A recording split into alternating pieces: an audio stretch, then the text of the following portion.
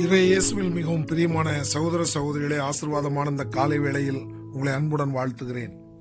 இந்த நாள் இனிய நாளாக அமைய புனித யோவான் எழுதிய நற்செய்தி அதிகாரம் 14 இறை வசனங்கள் 21 முதல் 26 வரை உள்ள இறை வார்த்தைகளை இன்று நாம் தியானிக்கிறோம்.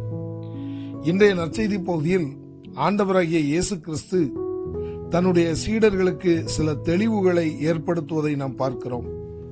சீடர்களில் ஒருவராகிய யூதா என்பவர், ஆண்டவரே, நீர் உம்மை உலகிற்கு வெளிப்படுத்தாமல் எங்களுக்கு வெளிப்படுத்தப் போவதாக சொல்கிறீரே, ஏன் என்று கேட்கிறார். அதற்கு ஆண்டவராகிய இயேசு கிறிஸ்து, என் மீது அன்பு கொண்டுள்ளவர் நான் சொல்வதை கடைப்பிடிப்பார், என் தந்தையும் அவர் மீது அன்பு கொள்வார், நாங்கள் அவரிடம் வந்து அவருடன் குடிகொள்வோம் என்று சொல்லி அவர்களுக்கு எடுத்துரைப்பதை நாம் பார்க்கிறோம். அது மட்டுமல்லாமல், என் பெயரால் தந்தை அனுப்ப போகிற தூய ஆவியாராம் துணையாளர் உங்களுக்கு அனைத்தையும் கற்றுத்தருவார், நான் கூறிய அனைத்தையும் உங்களுக்கு நினைவூட்டுவார் என்று இயேசு கிறிஸ்து அவருக்கு எடுத்துரைப்பதை நாம் பார்க்கிறோம். ஆமென கர்மியானவர்களே, ஆண்டவராகிய இயேசு கிறிஸ்து இந்த மண்ணுலகில் பணிவாழ்வில் ஈடுபட்டிருந்த பொழுது சீடர்களை தெரிந்தெடுப்பதிலும் தெரிந்தெடுக்கப்பட்ட சீடர்களை உருவாக்குவதிலும் அவர்களை ஒரு நல்ல முதிர்ச்சியை நோக்கி நடத்துவதிலும் கண்ணும் கருத்துமாயிருந்தார். ஆகவே அவருடைய நாட்கள் நெருங்க நெருங்க சீடர்களுக்கு பல்வேறு விதமான ஆழமான காரியங்களை அவர் கற்றுக் கொடுக்கிறார்.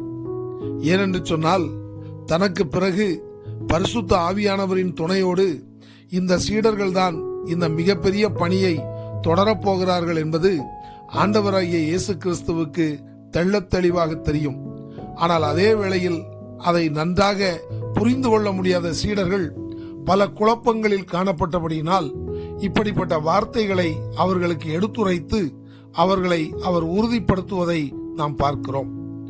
அவர் சொல்லுகிற அந்த வார்த்தை, ஆண்டவருடைய வார்த்தைகளை சீடர்கள் கடைபிடிப்பதை குறித்து மாத்திரமல்லாமல், தனக்கு பிறகு பரிசுத்த ஆவியானவர் அவர்களுக்கு கொடுக்கப்படுவார் என்பதையும், அந்த பரிசுத்த ஆவியானவர் உங்களுக்கு அனைத்தையும் கற்றுத்தருவார், நான் கூறியவற்றை உங்களுக்கு நினைவூட்டுவார் என்று சொல்லி தனக்கு பிறகு பரிசுத்த ஆவியானவர் செய்ய போகிற பணிகளையும் அவர் சீடர்களுக்கு தெளிவாக எடுத்துரைக்கிறார். ஆம் அன்பார்ந்தவர்களே, இன்றைய நாட்களிலே நாம் பரிசுத்த ஆவியானவரின் காலத்திலே வாழ்ந்து கொண்டிருக்கிறோம். இந்த பரிசுத்த ஆவியானவர் இன்றைக்கு நமக்கு கற்றுத்தருகிற காரியங்கள் ஏராளம் ஏராளம்.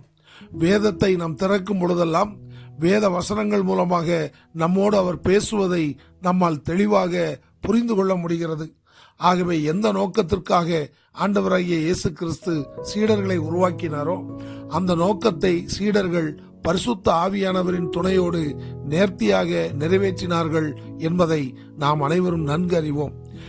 சீடர்கள் எவ்வாறு அந்த பணியை சிறப்பாக செய்தார்களோ அதே போல இன்றைக்கு பரிசுத்த ஆவியானவரின் துணையோடு சீடர்கள் செய்த அதே பணியை நாமும் செய்ய அழைக்கப்படுகிறோம். ஆகவே நமக்கு தரப்பட்டிருக்கிற ஆவியானவரை உறுதியாக பற்றி கொண்டு அந்த உன்னத பணியில் நம்மை உற்சாகமாய் இணைத்துக் கொள்வோம். பெரிய காரியங்களை ஆண்டவருக்காக செய்து அவர் வருகிற நாளில் அவரால் அழைத்து செல்லப்படுவதற்கு தேவையான அனைத்து தகுதிகளையும் பெற்றவர்களாய் இந்த மண்ணுலகில் வாழ்வோம். இந்த இனிய சிந்தனையுடன் இந்த நாள் இனிய நாளாக அமைய உங்களை அன்புடன் வாழ்த்துகிறேன்.